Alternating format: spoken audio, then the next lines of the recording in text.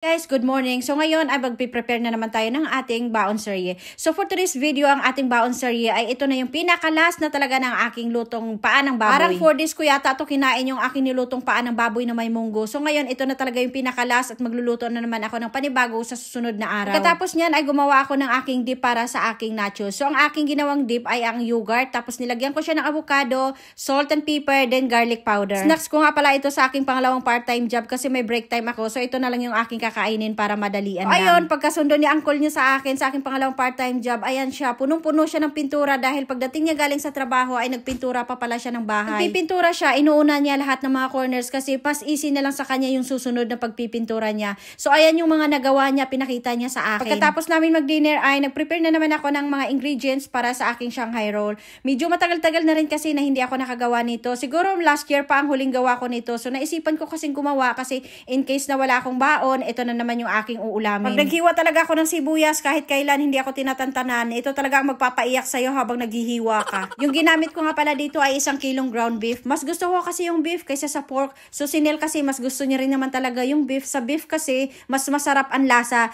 Tapos pag sa pork naman, kumakain siya pag inadobo ko lang. So, kasi ito ni Nel yung Shanghai roll. Sa tuwing uuwi kami ng Pinas, ito yung mga kanyang ino-order sa tuwing kakain kami sa labas. Yung partner niya dito, Shanghai rice din na may mga egg, tapos may mga veggies. Pagawa nga ako nito ay mga 8:30 na to ng gabi. Pero tingnan nyo naman yung nasa likod ko. Masyado pa rin maliwanag. So, naantok na nga ako dito. Kaya lang kailangan ko siyang tapusin. Kasi pag bukas pa, tatamarin na naman ako pag inumpisahan ko na to at hindi ko matapos. Medyo may katagalan nga ng konti kasi maliliit itong wraps. Medyo napaka-cute talaga pagka ginagawa mo.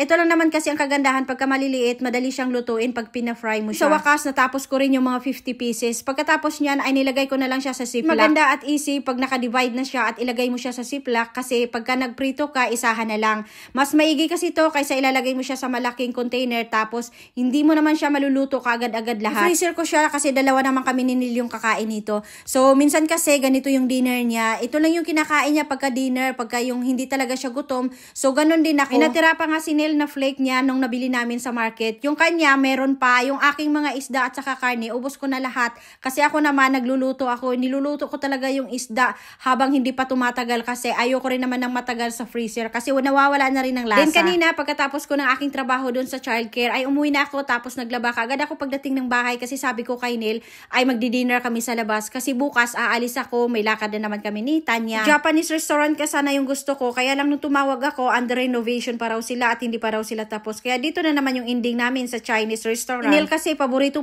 niya talaga yung mga Chinese food. So dito kami napunta. So pagdating dito sa loob, alam nyo ba, ang mga local talaga mahilig sa mga Chinese food. Yung mga katabi namin dyan, halos lahat ng mga customer dyan ay mga locals. Ang kanilang pag-serve dyan, hindi ka mag-aantay ng matagal. So ayan, pagkatapos nyan, diretso uwi na kami at sobrang busog na.